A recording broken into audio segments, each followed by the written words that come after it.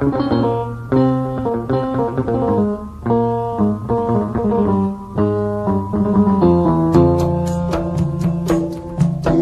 ku pandang langit dan bumi, alam semesta ini, semua ciptaan yang esa, ya Allah. Firman-Mu bagai sinar yang terang, menunjuk kebenaran. Jauhkan kami dari siksaan, ya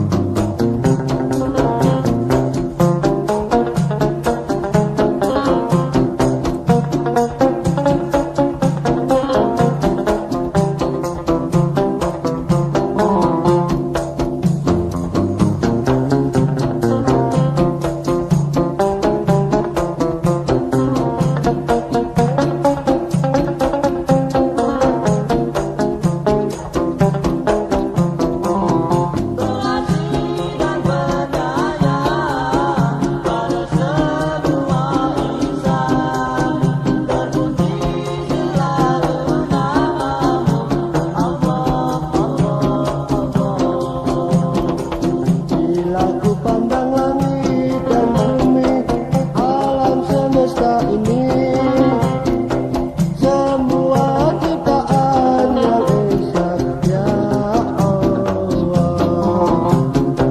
Firman-Mu bagai sinar yang terang, menunjuk kebenaran.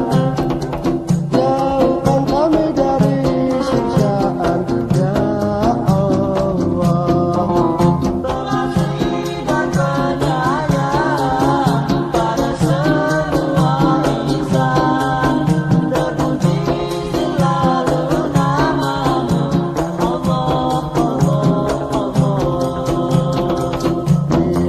pandang langit dan bumi, alam semesta ini, semua. Baik, kita masuk kepada sesi kedua. Nah, jadi begitulah dikatakan tadi, ada yang kafir dalam diri kamu itu, ada yang kafir dalam diri kamu itu, ada yang beriman. Nah, kalau yang beriman kan sudah jelaskan tadi Pak Imran, itulah roh tadi kan. Nah, dengan kisah-kisah tadi. Nah, yang kafir siapa?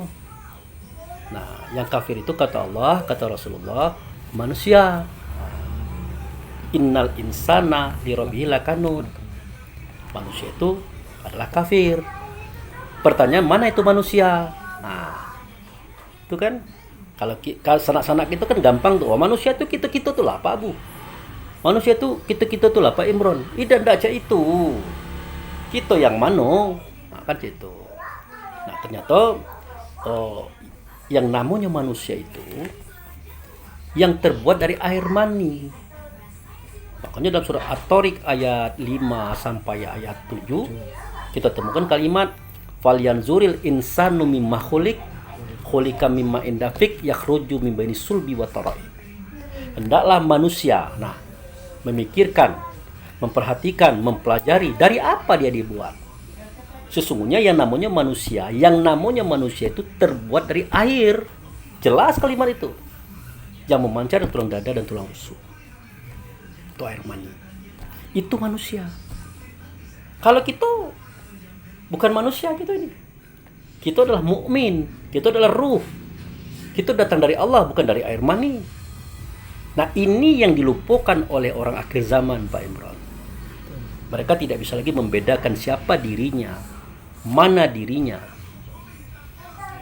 Dia itu adalah ruh, dia itu adalah nur, ya, dia itu datang daripada Muhammad, bernama dia dengan nama mukmin, itulah kita.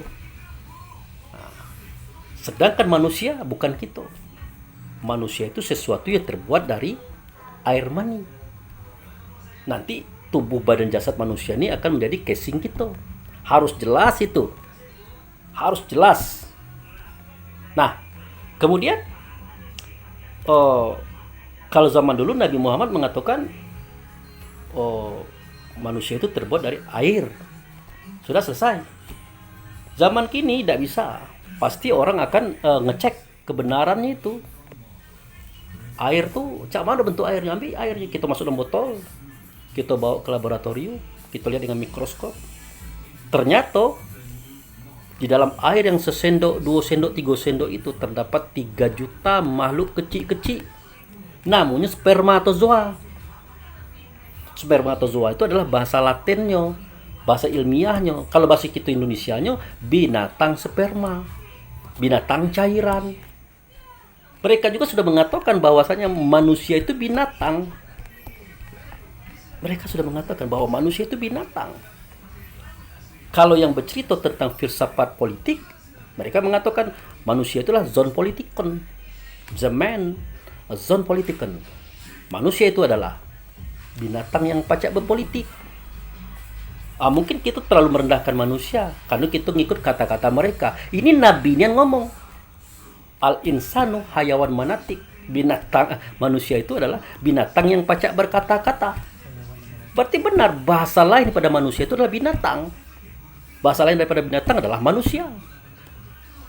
Jelas itu bukan kita. Nah, timbul pertanyaan. Benar juga. Kalau memang spermatozoa itu ada, kepalanya cak telur ayam, badannya panjang, ekornya ekor cambuk. Waktu itu dia sudah hidup, sudah bernapas, sudah berjalan, sudah berlari, sudah berkembang dalam rahim perempuan. Seketika dia di dalam itu kan waktu di pancaran kan jumlahnya kan jutaan ekor itu. Nah, di dalam perjalanan mati sampai dia masuk ke ovarium. Ovarium itu tempat telur perempuan berada. Nah, banyak yang mati. Tinggallah beberapa ekor lagi. Nah, inilah yang menumbur telur itu. Tur. Nah, semua mereka itu sebelum dia menumbur telur tadi dia tawaf 7 kali dulu. 7 kali dulu dia tawaf. Setelah dia tawaf 7 kali baru dia numbur masuk ke dalam telur tadi. Nah, setelah telur itu sudah mulai robek, apa yang terjadi? Ekor mereka itu putus. Badannya pun putus, tinggal kepalanya. Kepala itu dibuka. Tiba-tiba dari kepala itu ada terplanting. Namanya nuktoh atau alakah. Spermanya aja tidak nampak dengan mata kepala, apalagi bibit kecil nuktoh tadi. Tidak akan mungkin kita bisa nengoknya. Tetapi itulah cikal bakal tubuh daripada manusia itu sendiri. Di situ ada otak, ada paru-paru, ada ginjal, ada tulang, ada macam-macam. Di tempat titik itu. Makanya surat Yasin dikatakan bagaimana mungkin kamu menjadi musuhku, sedangkan tadi kamu lemah, sesuatu yang kecil hina gitu nah. Tiba-tiba setelah kamu berbentuk kamu menjadi sombong. Apa itu bahasa insan iza fahuwa mubin ayat 77 Yasin ya? Kan seperti itu Allah berkata. Nah, jadi setelah dia masuk Pak Imran ke dalam itu nuktoh tadi, alaqah tadi masuk ke dalam telur, udah. Kalau dia masuk 1, anaknya 1 lahir. Masuk 2, anaknya kembar 2, 3. Apa yang terjadi setelah dia masuk ke dalam telur itu lama-lama akan belah 2. Belah 2, belah 4, belah 8, belah 16, belah 32, habis. Nanti akan menjadi 33. Kapan? Waktu roh masuk. Nah, inilah sejarahnya subhanallah walhamdulillah wala ilaha illallah wallahu akbar yang sering kita ucapkan dalam acara kita setelah salat 33 kali karena sedekah daripada benda-benda ini. Nah, memuji Allah dia karena 33 titik tadi. Nah, sudah. Nah, ternyata apa? Dia berkembang, dia hidup, namsa. Nah, kok bisa seperti itu? Ya itu tadi karena ada sesuatu di dalam benda itu. Ada yang hidup dalam benda itu. Nah, yang hidup itulah yang disebut dengan manusia. Nah, padahal roh kan belum masuk. Kalau roh kan masuknya usia tubuh itu 4 bulan 10 hari. 49 hari aja rohnya belum ada. Tapi dia sudah hidup. Walaupun roh belum masuk, belum ada, dia sudah hidup. Nah, yang hidup di dalam tubuh mungil tadi di saat roh belum masuk itu yang disebut dengan an-nasu. Itulah yang disebut dengan insan, itulah yang disebut dengan manusia. Nah, itu. Di mana tempatnya, letaknya oleh Allah di fisik kita itu ada dalam jantung. Dia bunyi duk duk duk. Nah, itulah manusia. Nah, sekarang timbul pertanyaan, dari apa manusia itu dijadikan ya Rasulullah? Nah, ini sahabat nanya kepada Rasulullah. Tapi dalam bahasanya bahasa lain. Nah, mengapa timbul Hawa? Nah, kan begitu. Kalau Nabi mengajarkan begitu. Mengapa timbul Hawa? Nah, kata Nabi, karena anasir angin telah memenuhi segala rongga pada kita. Maka timbullah Hawa. Nah, anasir angin ini itulah roh rehan. Sifatnya pantang kelintasan. Tak pacak nengok orang kaya, tak pacak nengok orang pintar, tak pacak nengok orang berhasil, tak pacak nengok orang sukses. Hatinya bergalau. Timbul iri dengki, timbul kebenciannya, timbul kegelisahan milik keberhasilan orang itu. Nah, inilah sifat manusia. Catat betul. Inilah sifat manusia. Bukan sifat kita, sifat manusia. Satu. Kemudian ditanya lagi oleh sahabat, mengapa timbul nafsu? Karena anasir air telah menjadi urat benak tulang pada kita. Maka timbullah nafsu. Anasir air itu namanya roh rahmani. Roh rahmani. Sifatnya apa? Pantang kerendahan. Nak tinggi itulah, nak besar itulah. Nyo itulah yang pintar, nyo itulah yang pandai, orang lain tidak. Itu yang Rahman sekarang tuh. Jadi apa namanya tuh, segala orang kecil galau. Diberikan masukan dan tidak nerima. Kadang-kadang diterima. Tapi setelah orang balik digantinya. Karena menganggap pendapat orang lain tidak benar. Nah, itu efek daripada roh rahmani. Nah, itu. Kemudian yang kedua ditanya lagi oleh sahabat, mengapa timbul dunia? Karena anasir tanah telah menjadi daging, kulit, bulu atau roma pada kita. Maka timbullah dunia. Nah, anasir tanah itu namanya roh jasmani. Sifatnya rakus, pantang kekurangan. Nah, itulah sebabnya kenapa manusia ini duit lah banyak, harta lah banyak, deposito lah banyak, masih juga nanggerogoti punya orang. Itu sifat manusia, itu bukan sifat roh, bukan sifat mukmin, bukan sifat kita. Itu kata Allah dan Rasul, tolong dipahami itu. Nah, kemudian yang keempat, mengapa timbul setan? Karena anasir api telah menjadi darah pada kita. Nah, anasir api itu namanya roh idafi, sifatnya pantang tersinggung dan tidak kalah. Jadi ketika kita mulai tersinggung, hati-hati. Itu yang tersinggung itu manusia, bukan kita. Nah, itu. Nah, jadi pantang kelintasan, pantang kerendahan, pantang kurang, pantang kalah, itu sifat manusia, itu bukan sifat kita. Karena kita sendiri bukan manusia. Manusia itu bahasa lainnya hewan sperma, hewan pacak berpolitik. Kalau kata Nabi, hayawan manatik, hewan pacak bertutur kata. Itulah manusia. Dalam bahasa lainnya itulah manusia. Dan tidak mungkin itu kita. Nah, poin kita merubah diri kita jadi binatang, tidak mungkin. Nah, jadi sifat daripada manusia ini pantang kelintasan, pantang kerendahan, pantang kurang, pantang kalah. Digabung 4 sifat ini muncullah 10 sifat: benci, ajib, ria, takabur, iri, dengki, hasud, fitnah, tamak, loba, sombong. 10 tambah 4, 14, muncul 3 sifat: benci, dendam, menghancurkan. Terbuktilah manusia itu mempunyai sifat 17, sifat yang buruk 17 macam sifat manusia. Sifat itu ada, terasa, tersembunyi dalam dada kita. Nah, dalam bahasa Arabnya yang itu disebut dengan jin.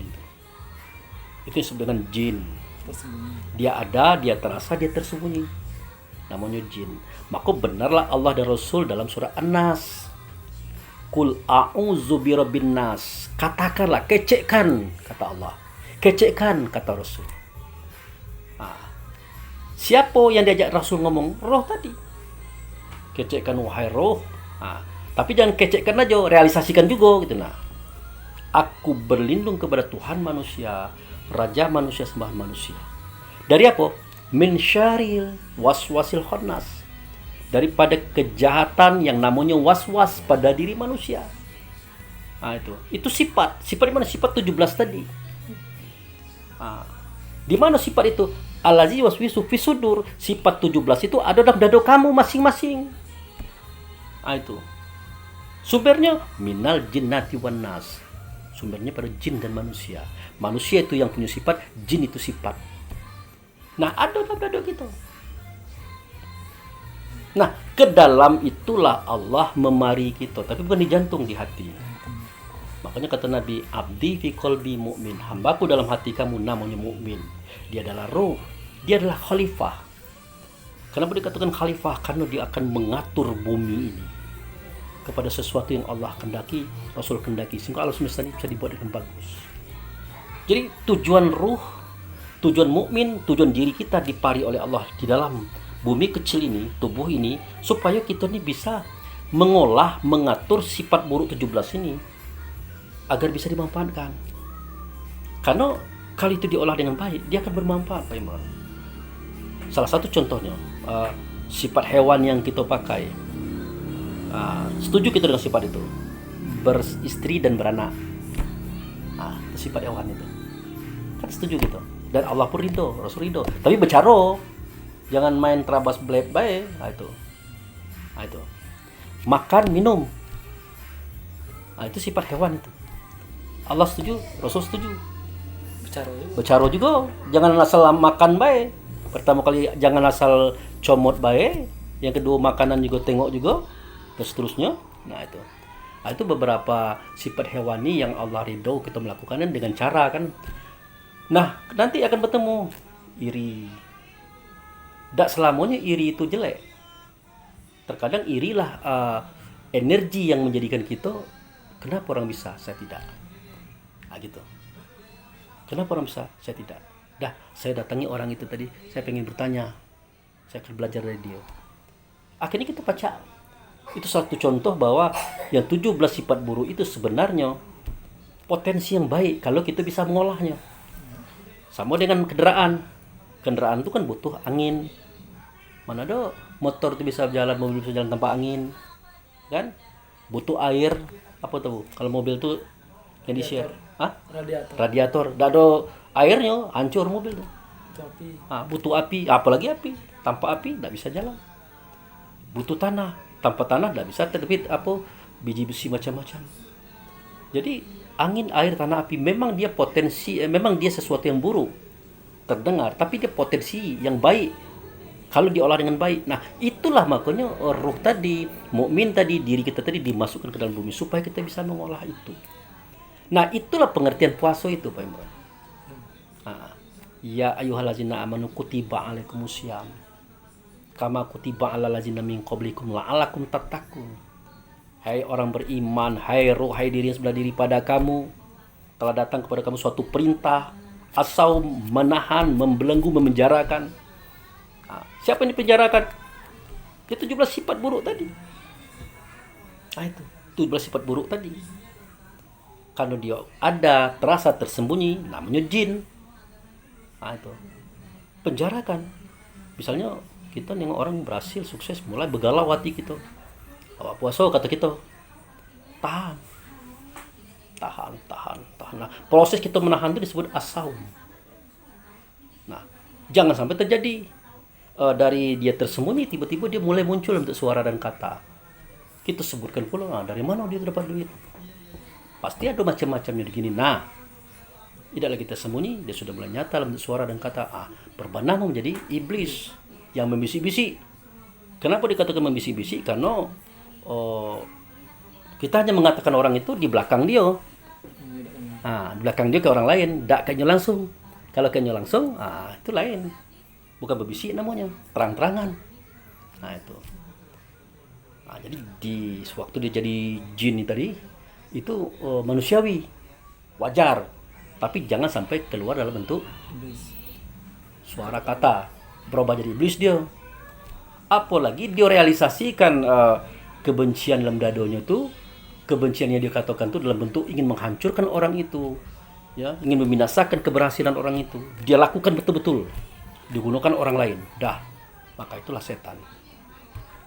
Maka benarlah kata Rasulullah itu, iza ja'a Ramadan wa futihat abwabul jannah wa ghuliqat abwabun naro wa sufidati sayatin. Jika datang bulan Ramadan, dibuka pintu surga, ditutup pintu neraka, dibelenggu setan. Ternyata setan itu kita yang membelenggu. Nah, Kalau bukan kita yang membelenggu, tidak mungkin Allah katakan telah datang kepada kamu suatu momen di mana kamu harus membelenggu. Tidak akan mungkin keluar ayat itu. Tapi apa boleh buat kita ini tidak tahu dengan itu. Karena kita tidak mau belajar, merasalah pacak. Diajak ke masjid tidak mau lagi, diajak dengar pengajian mengotak pula.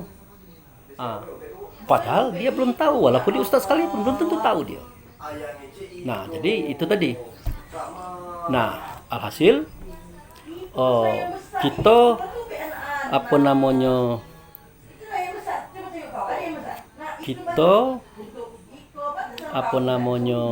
bersaur pagi, ya, fajar bersaur. Kemudian berbunyi kita berbuka. Yang kita jaga apa? Tidak makan, tidak minum, tidak bertemu orang rumah siang. Itu yang kita jaga. Perasaan kita lah puasa juga. Padahal itu baru tanda puasa. Tanda menahan, tanda membelenggu. Yang kita belenggu itu bukan makanan, bukan minuman, bukan orang rumah. Yang kita belenggu itu sifat buruk tadi. Jangan sampai jin tadi berubah jadi iblis, iblis berubah jadi setan. Itu yang kita belenggu. Tapi justru apa yang terjadi? Makan pagi, sudah bersaur, tidak makan lagi, tidak minum lagi, litak-litak nahan itu. Tapi mulut laju juga, mengupek laju juga, mengunjing laju juga. Maka gagallah penahanan itu, gagallah pembelengguan itu. Maka benar kata Nabi Muhammad, bahwasanya betapa banyak orang yang berpuasa tidak dia dapat kecuali lapar dan haus saja. Kenapa? Karena yang ngira lapar haus itulah yang puasa. Nah, itulah cerita itu Pak Imron. Kemudian masalah setan tadi benar. Kenapa dikatakan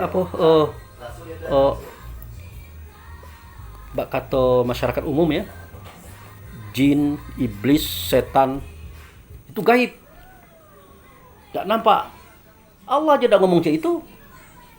Kata Allah, alam ahad ilaikum ya bani Adam, ala tabru syaitan innahu lakum adu mubin. Allah sendiri ngomong itu tidak gaib. Ngapa kita ngomong gaib? Bukankah aku sudah jelaskan kepada kamu, hei anak Adam, jangan kamu menyembah setan, dalam artian kamu jangan mengikuti rasa buruk dirimu itu. Karena itu sifat manusia, bukan sifat kamu. Kamu juga bukan manusia, kamu itu mukmin, kamu itu ruh, kamu itu Nur Muhammad datang daripada aku. Bukan manusia kamu itu. Nah, ini manusia punya sifat manusia itu 17, itu namanya jin. Jangan disembah, jangan diikuti. Berkali-kali aku sampaikan seperti itu. Bahkan kamu baca tiap malam Jumat. Tapi apa yang terjadi? Masih juga kamu ikuti. Semestinya kamu tahu siapa kamu, siapa manusia. Semestinya kamu tahu ini bukan sifat kamu. Ngapa kamu menyatu dengan sifat itu? Malah kamu pula yang membawakan sifat itu. Makanya kamu tuh salah pakai, salah paham, gagal paham kamu. Nah, inilah pelajaran agama. Ini mengajak kita mengenal hakikat supaya kita tahu persoalan hidup kita. Nah, jadi kalau kita mengatakan jin, iblis, setan itu gaib, kata Allah tidak. Dia nyata. 60 ayat 60. Ayat 60. Ayat 60. Lalu kenapa bisa seperti ini cara berpikir kita? Karena kita ini mantan bangsa yang terjajah. Jadi orang penjajah itu sengaja dia menciptakan kisah-kisah, cerita-cerita seakan-akan jin, iblis, setan itu di luar diri, yang seram-seram. Padahal kalau kita ndak nian, kalau ada pocong, ada kuntilanak kita kejar, tidak akan bisa kita tangkap itu. Tidak mungkin. Dari mana si pocong bisa keluar? Sedangkan mandikannya kita nguburkannya, kita pasang papan pula. Jangankan orang sudah mati, orang hidup beda pacak keluar lagi. Nah, tiba-tiba pocong keluar, kuntilanak keluar, nah, genderuwo keluar. Nah, inilah hasil pemikiran yang sudah dicekoki oleh para penjajah, diciptakan oleh rasa diri kita sendiri, timbul ketakutan, maka tampaklah barang-barang itu. Dan ada baun-baunannya pula lagi. Nah, yang lebih konyol lagi, begitu rusaknya hati kita, pemikiran kita, perasaan kita, pemahaman kita adalah kita takut duduk di kuburan seketika jam malam. Suruh orang, Bapak berani duduk kuburan? Wah, tidak berani. Bapak tidak berani. Ngapa? Takut. Ngapa takut? Kan kuburan mak bapak sendiri, bapak sendiri, kuburan sahabat bapak sendiri. Kenapa takut? Kan dia tidak akan ganggu. Nah, inilah salah satu bukti yang tidak bisa dipungkiri bahwa bangsa ini, orang yang beragama ini sudah banyak rusak oleh orang-orang terdahulu. Sebagai pembuktian di situ. Padahal Allah mengatakan jin itu, iblis itu, setan itu dalam dada kamu. Allazi waswisu fi sudur. Penyakit yang 17 itu, sifat yang buruk 17 itu ada dalam dada kamu. Sumbernya minal jinnati wan nas, artinya dalam dada kita, bukan di luar. Nah, oleh orang-orang kafir yang mengingkari ketuhanan, yang sengaja menciptakan supaya kita tahu bahwa jin iblis itu di luar, dibuatnya film. Sampai sekarang film-film itu beredar, laris manis. Tertipu galau orang banyak ini. Nah, jadi itulah Pak Imron kisah apa cerita kita malam ini. Jadi silakan kalau ada pertanyaan-pertanyaan. Nah, jadi ini kita anggap session kedua. Oke.